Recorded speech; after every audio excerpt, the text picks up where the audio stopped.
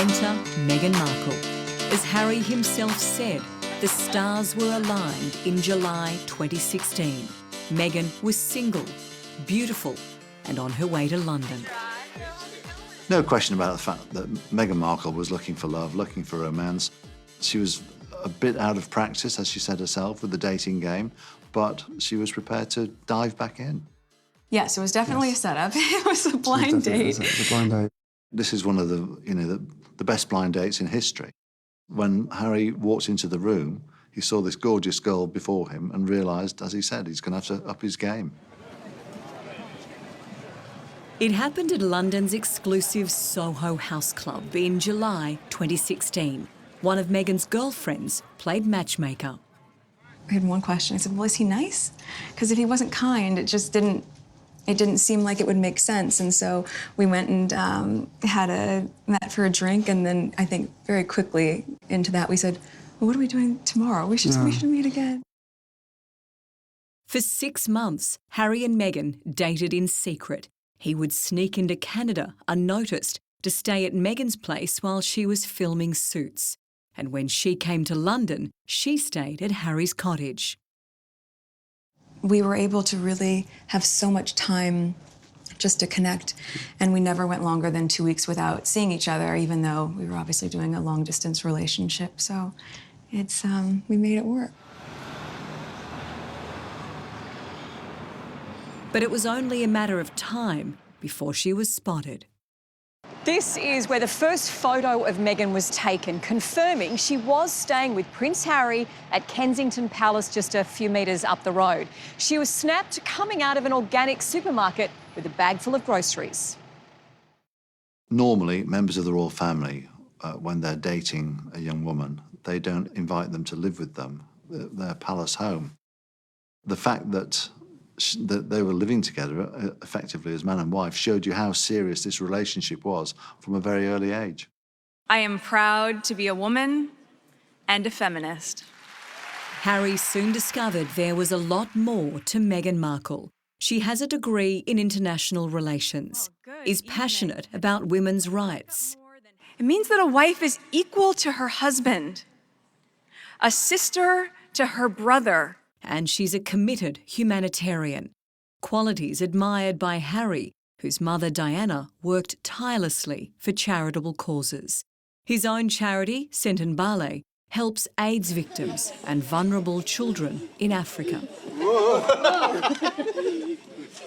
And it was really one of the first things we connected on. It was one of the first things we started talking about when we met, was just the different things that we wanted to do in the world and how passionate we were about seeing change. I think that was, that's what got date 2 in the books, probably. Plenty to talk about. She was hardwired for activism from a pretty early age, and when she was 13, 14, she first went to visit the homeless and went to a soup kitchen in downtown LA. Which then you see the obvious parallels with Harry's life and what Diana used to do. There's clear parallels with the fact that Princess Diana would take Harry and William to hospitals to see people who were ill, to visit homeless shelters, all because Diana wanted them to understand that there was more to life than inside the wrought iron gates of Buckingham Palace. Prince Harry lambasts the press for harassing his American girlfriend.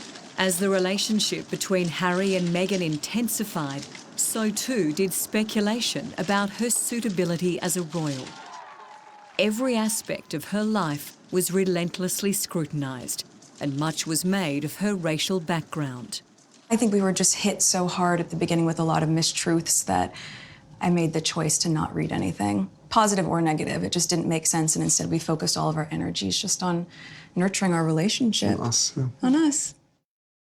Just 1 month after their relationship became public, there was an unprecedented announcement from the palace, a heartfelt response from Prince Harry to cruel attacks on Meghan. It refers to the racial undertones of comment pieces. Of course, it's disheartening. You know, it's a shame that that is the climate in this world, to focus that much on that, or that would be discriminatory in that sense. But I think You know, at the end of the day, I'm really just proud of who I am and where I come from, and we have never put any focus on that. We've just focused on who we are as a couple.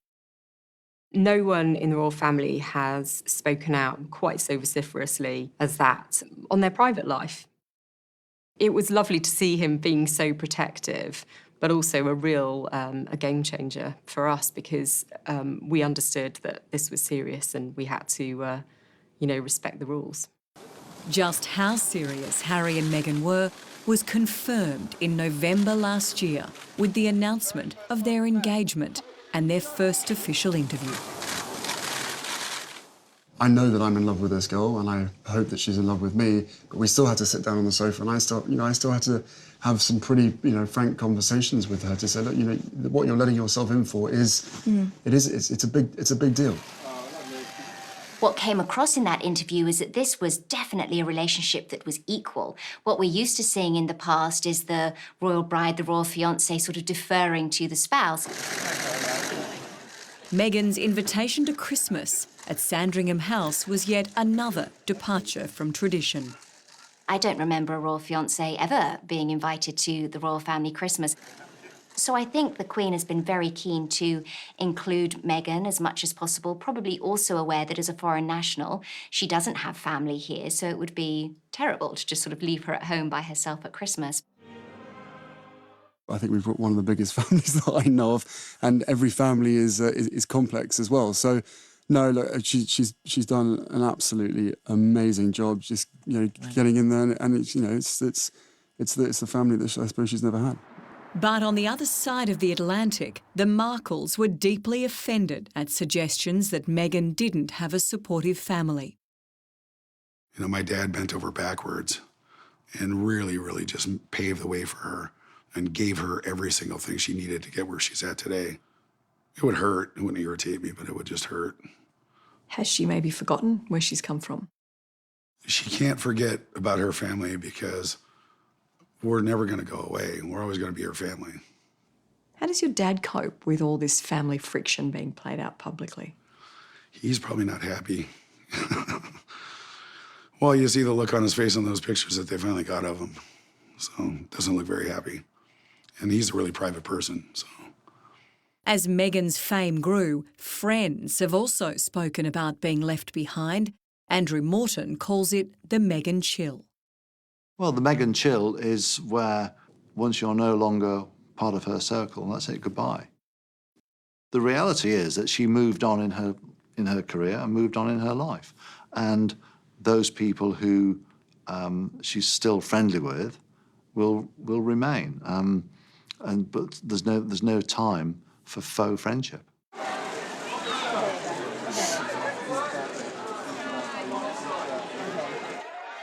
In almost no time at all, Meghan has become an international style icon.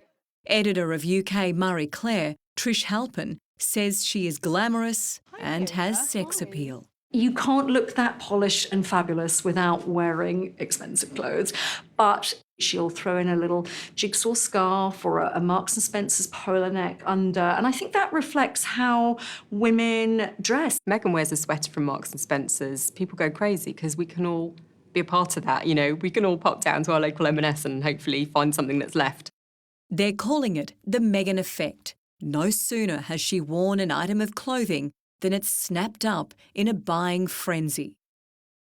There are women out there, falling over themselves to copy her style. Aussie brands are feeling the Meghan effect too. This $699 Camilla & Mark blazer sold out in a day. And stocks of this $295 Oroton handbag were gone within hours.